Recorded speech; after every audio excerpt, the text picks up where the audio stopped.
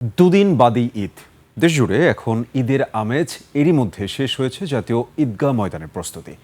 সকাল 8:30টায় ঈদের জামাতে নামাজ আদায় করবেন রাষ্ট্রপতি, প্রধানমন্ত্রী সহ গুরুত্বপূর্ণ ব্যক্তিরা।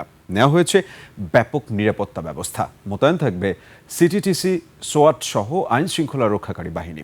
আদিত্য মামুনের রিপোর্টে দেখুন বিস্তারিত। 72 ঘন্টা ময়েশ্চার লক সমৃদ্ধ লিলি বডি ওয়াশ। শিয়া বাটারের গুডনেস স্কিন রিপেয়ার করে রাখে সফট ও গ্লোয়িং।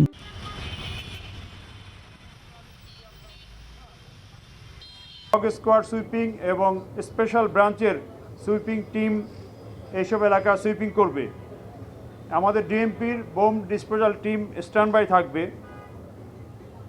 আমাদের স্পেশাল ফোর্স যেটা সোয়াট এবং সাদা পোশাকে জাতীয় ঈদগাহে ঈদ উল ফিতরের নামাজের জন্য সব রকমের প্রস্তুতি শেষ করেছে কর্তৃপক্ষ। এখানে একসাথে 35,000 মানুষ নামাজ আদায় করতে পারবেন। ঈদের জামাতকে কেন্দ্র করে নিরাপত্তার ত্রুটি রাখেনি সিটি কর্পোরেশন। চারপাশে সিসিটিভি, ডগ স্কোয়াড সহ থাকবে নিরাপত্তা বাহিনীর কড়া প্রহরা। ঈদগাহ ময়দান পরিদর্শন করেন স্থানীয় সরকার প্রতিমন্ত্রী মীর শাহে আলম। জানান, মহামান্য রাষ্ট্রপতি ও প্রধানমন্ত্রীও যোগ দেবেন ঈদ জামাতে। থাকবে সর্বোচ্চ নিরাপত্তা বেষ্টনী। দীর্ঘদিন পর জাতি মহামান্য রাষ্ট্রপতির সাথে একজন পুরুষ প্রধানমন্ত্রী হিসাবে এই ঈদে একসঙ্গে দুইজন ভিভিআইপিকে নামাজ পড়ার জন্যে দেখবেন এবং যে সমস্ত মুসল্লিরা এখানে উপস্থিত থাকবেন তারা তাদের সঙ্গে সাক্ষাৎ করতে পারবেন। পুরুষদের পাশাপাশি নারীদের জন্য রাখা হয়েছে নামাজের ব্যবস্থা। নিরাপত্তা হুমকি না থাকলেও ব্যাগ নিয়ে ঢোকায় বিধিনিষেধ আছে নগর পুলিশের।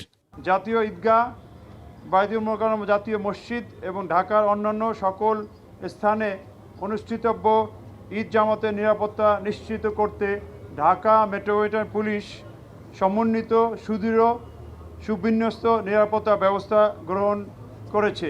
শৃঙ্খলা বজায় রাখতে ডাইভারশন থাকবে বেশ কয়েকটি সড়কে। এছাড়া জাতীয় মসজিদ বাইতুল মোকাররমে হবে 5টি জামাত।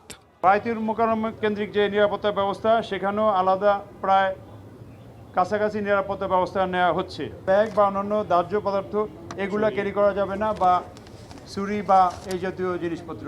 তবে আবহাওয়া খারাপ থাকলে ঈদগাহের নামাজ সকাল 8:30টায় বাইতুল মোকাররমে অনুষ্ঠিত হবে। তো ঈদের দিন সকাল 7টার ভিতরে আমরা চূড়ান্ত যে প্রতিবেদন আবহাওয়া অফিস থেকে আমরা পাবো, সেই অনুযায়ী ওই দিন 7টার ভিতরে, ঈদের দিন সকাল 7টার ভিতরেই আমরা সেই সিদ্ধান্তটা জানাতে।